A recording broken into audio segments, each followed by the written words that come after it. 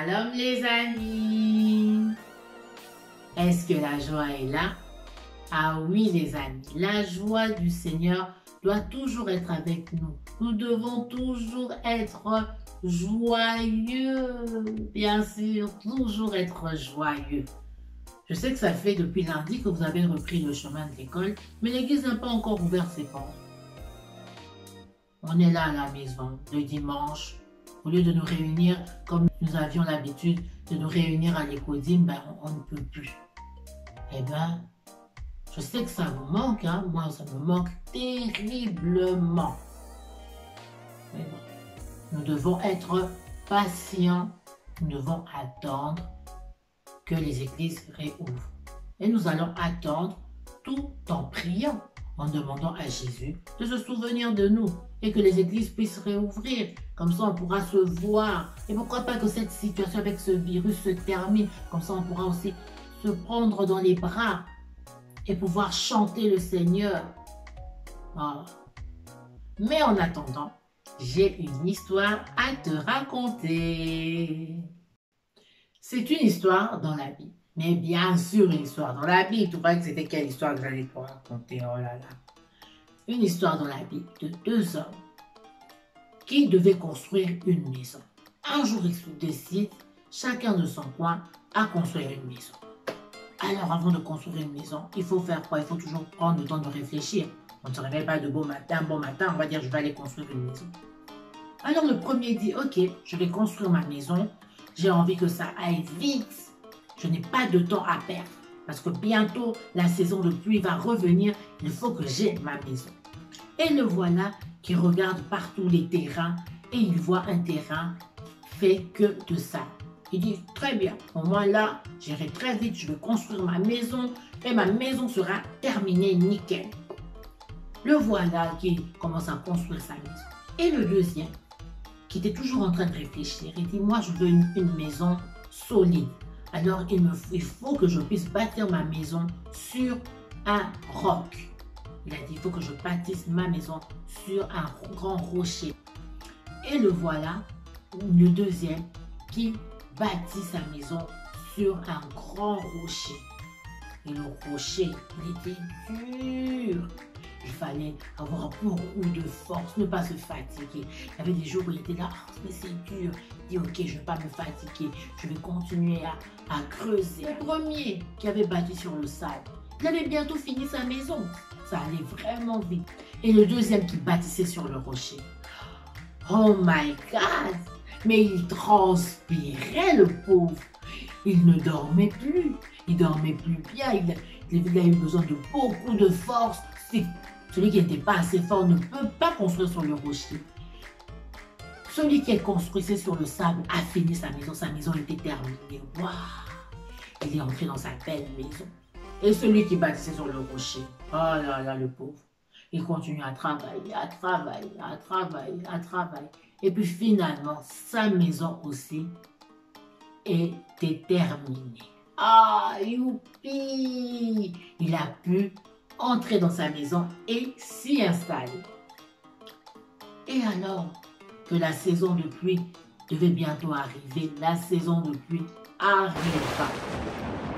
Et dans leur ville là-bas, quand il pleuvait, mais oh les amis, c'est pas une petite pluie, juste quelques gouttes, c'était vraiment de fortes pluies avec des vents comme une tempête.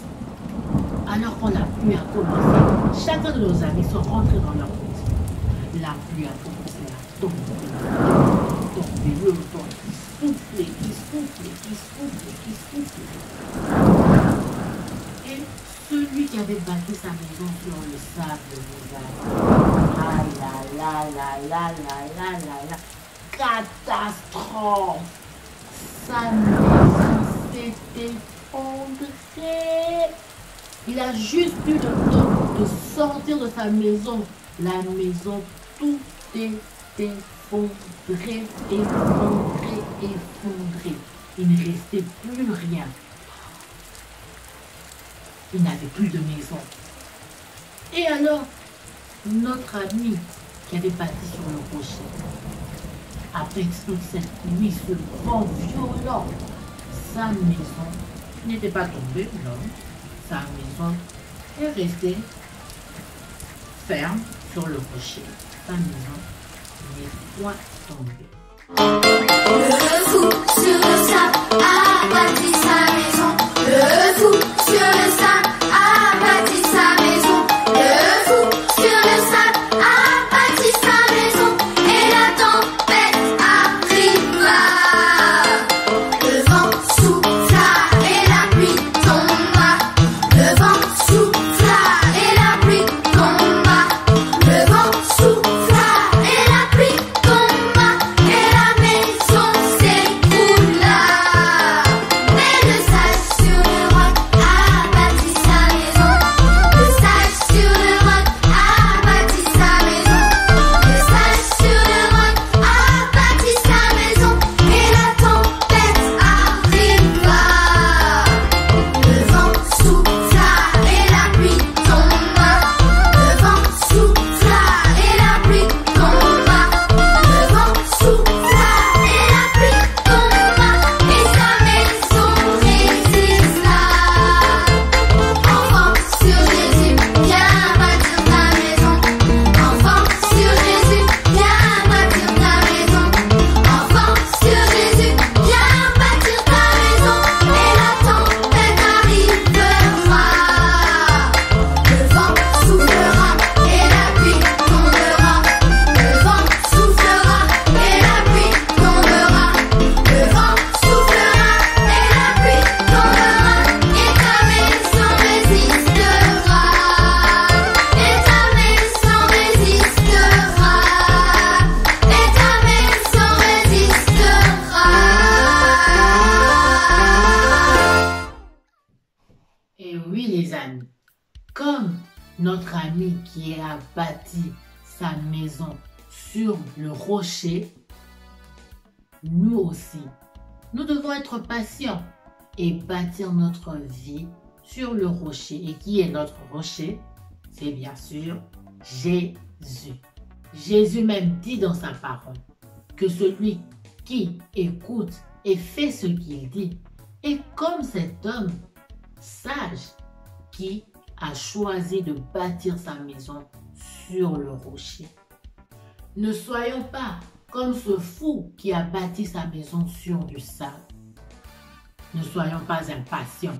On est tellement pressé qu'on ne regarde même plus. Il n'a même pas regardé où est-ce qu'il a bâti.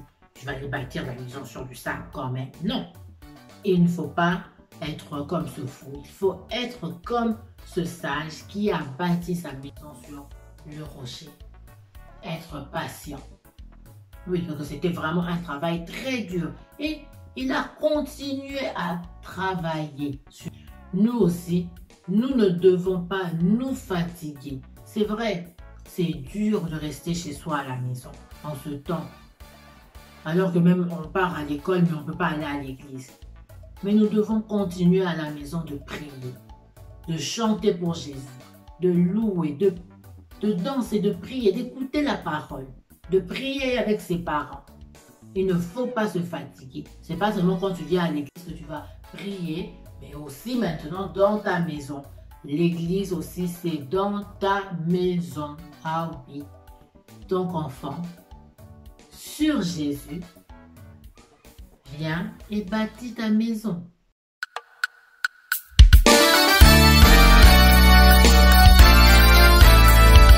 Jésus est le rocher de ma vie. Jésus est le rocher de ma vie. Jésus est le rocher de ma vie. Jésus est le rocher de ma vie. Jésus est le rocher de ma vie. Jésus est le rocher de ma vie. Jésus est le rocher de ma vie.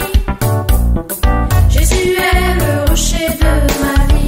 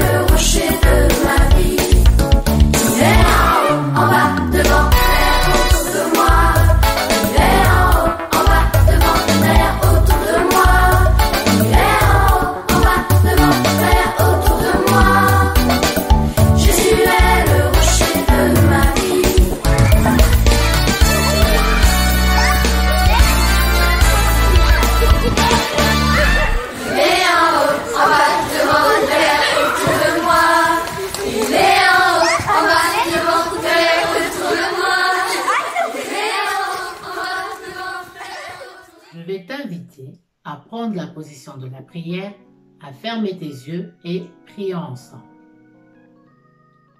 Seigneur Jésus, je te demande d'accorder, Seigneur, la patience, Seigneur, à tes enfants. Seigneur, tu sais combien nos cœurs désirent, Seigneur, de retourner dans ta maison.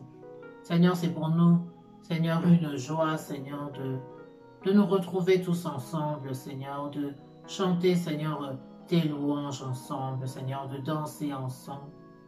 Seigneur, que tu puisses nous donner un cœur patient, que nous puissions persévérer. Seigneur, là où chacun, Seigneur, se trouve, Seigneur.